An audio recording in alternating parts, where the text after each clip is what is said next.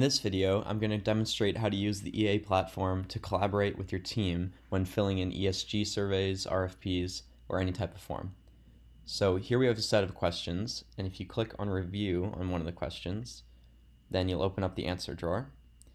Here you can see there's an AI-generated answer, and that means you can start the review process.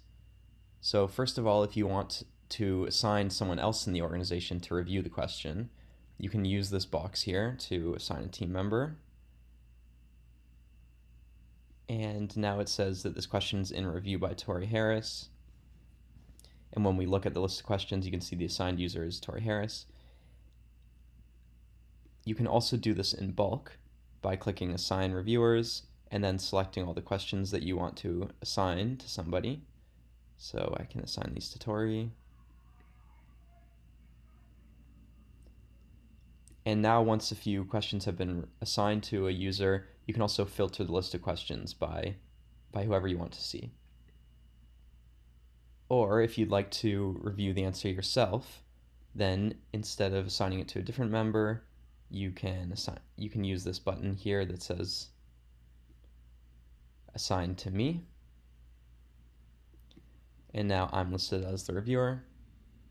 Then once you have the list of questions that you're responsible for reviewing, you can make edits within the answer drawer. So I can select different options, or I can edit the text. And if I want other members of the team to see the changes that I've made, then I can turn on track changes. And whenever I make a change, there's going to be a record of the change that's made so that the team members can accept it or reject it.